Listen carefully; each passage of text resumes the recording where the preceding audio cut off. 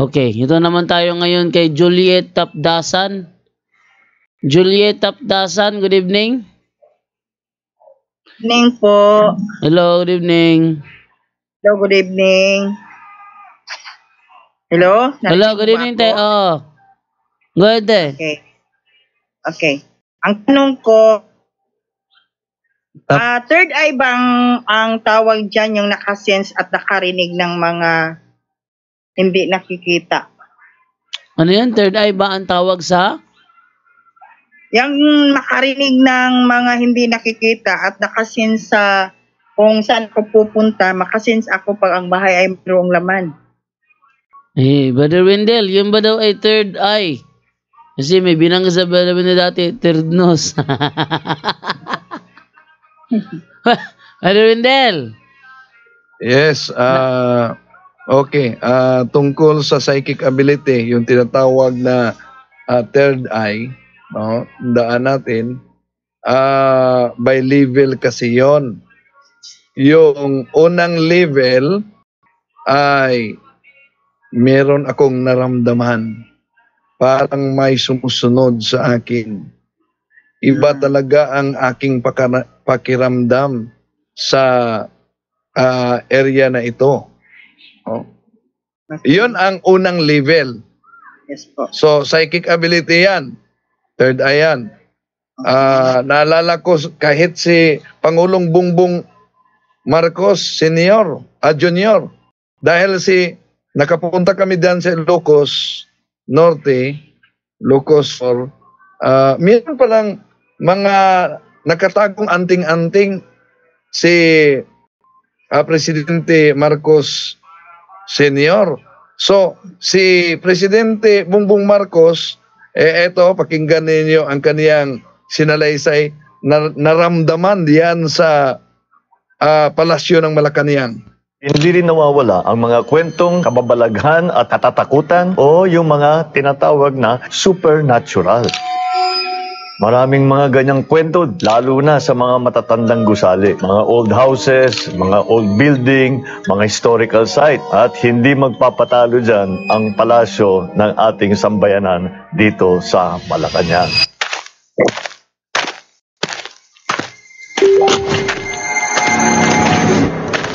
Itong mga kwento ito ay hindi ko pa talaga nakikwento sa mga anak ko. Baka matakot, kikwentohan ko muna kayo ng mga karanasan ko dito.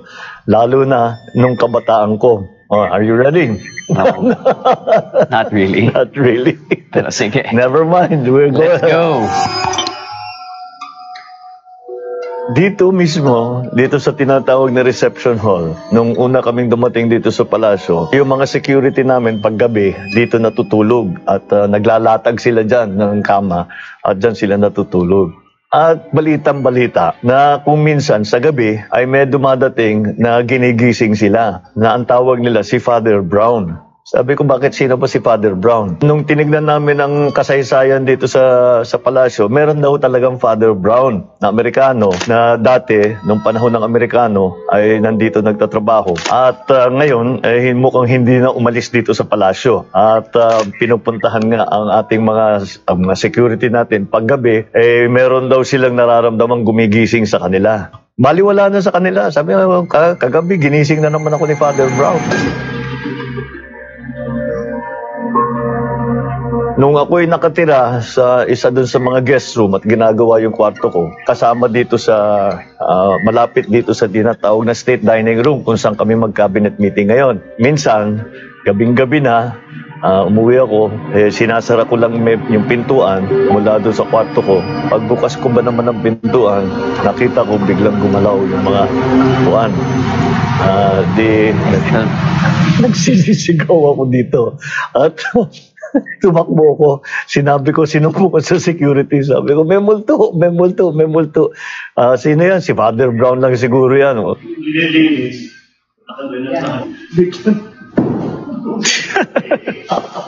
Still find that hard to believe. Ay, nako. It's true. Tapos nakita niyo dito sa palasyo, maraming chandelier. Pagka naririnig namin, nakikita namin na gumagalaw, tingnan sabi namin, baka mukhang may lindol. Kasi alam niyo ba na kahit si Duterte, ayaw niyang matulog sa Malacanang. Totoo ba na may nagmumulto daw dyan, Mayor? Sabi nila, Pastor, it's a pass on Istorya. generations na yan. Doon sa yung tinutulugan namin na golf club. Kasi tanungin mo yan si Amy Marcos, nag-usap kami. Talagang may mumu dyan. Sabi ko, ilan nakita mo niya? Mga 5. Diyan marami yung multo. Multo. Meron talaga multo rito. Tingin mo na gano'n.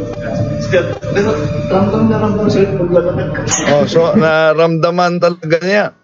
At alam niyo, may isinagawang exorcism diyan sa Malacanang. Si Father Siquia mismo nanguna. Okay, and even Malacanang, talaga, because the devil will really send napakaraming demonyo, especially to these places of power, because he knows he can influence so many people through the leaders. Right? That's why we have to pray for them also. Just like our church leaders, we have to pray for our political leaders, because the devils, most of the demons will be sent to them, because they know that these people, kapag bumagsak yan, marami silang dadalhin. Even exercise Malacanang before. And na-knockout ako for 3 days. Kasi dami doon. Kaya yung may naramdaman, palatandaan yon sa first level of psychic ability. Okay. Yun. Ate Juliet? Okay. Opo. Okay na ba yun?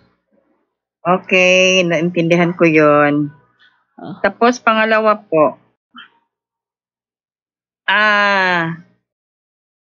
about sa deliverance prayer po, pwede ba i-deliverance yung may anak kasi akong may kasintahang bakla. Tapos tinanong ko siya na pwede amin sana siyang i-deliverance. Kaso sabi niya, hindi, ayaw daw niya muna. So, ang ginawa namin, everyday kami nag-deliverance sa aming bahay. Saka yung deliverance 1 yun, palagi namin yung ginagamit araw-araw. Ang tanong is, dala ba doon yung deliverance namin para sa kanya? Okay, Brother Wendell? Halimbawa, sa pangungumpisal kapatid, pwede bang patawarin, bigyan ng absolusyon ng pare ang isang nangungumpisal na ayaw namang iwanan ang naturang kasalanan? Hindi pwedeng bigyan ng absolusyon ng pare ang nangungumpisal na hindi layuan ang kasalanan o iwanan ang kasalanan. Ganon din ang deliverance. Hindi maaring i-deliverance ang tao na hindi magbabago sa pamumuhay niya na makasalanan. Okay, Brad. Yan, Ate Juliet? Opo. So, okay, nakuha ko na yon. Pero yung yung araw-araw na mong deliverance sa bahay, okay lang yon. Pwede yon kapatid, araw-araw na deliverance sa bahay, pero nanganganib din ang miyembro sa naturang bahay kung may opening sa kaniyang buhay. Okay, ganun ba? So, anong gawin namin, Brad? Well, dapat makumbinsi silang isarado ang bawat pintuan na nabuksan sa kanilang buhay. Yung stop, sin, traumatic experiences, occultism, and preternatural offering. Kahit pa paulit-ulit natin na i-deliverance, yung namuhay sa kasalanan na hindi naman iwanan ng kasalanan, then balik-balikan at mas magmadala pa ng maraming mga demonyo ang aatake sa kanya. Bakit? May pintuan sa kanyang buhay bukas. Ganun ba? Okay na yan, te? So, Opo. So, mag-stop na lang kami? Huwag kayo mag-stop, no? Dapat i-convince ninyo, i-catechize ninyo na talagang we are in the field of spiritual war. And the outcome of this war is very sensitive because it will determine to our eternal salvation. Eternal destiny. So, we're just passing through. Kaya, dapat na kahit bata pa magsikap tayo na mabuhay sa kabanalan. Dahil sa Biblia, malinaw yan. Ang mga makasalanan ay sa demonyo. So, ang pinakadelikado sa buhay kasi kapatid, hindi yung naposes. Bakit? Dahil yung naposes, pumasok ang demonyo na hindi niya kagustuhan dahil di niya alam na nabuksan pa ng pintuan sa kanyang buhay. Ang pinakadelikado sa buhay natin, yung makagawa ng kasalanan. Bakit? Dahil ating kusa talaga na desisyon na gumawa ng naturang kasalanan.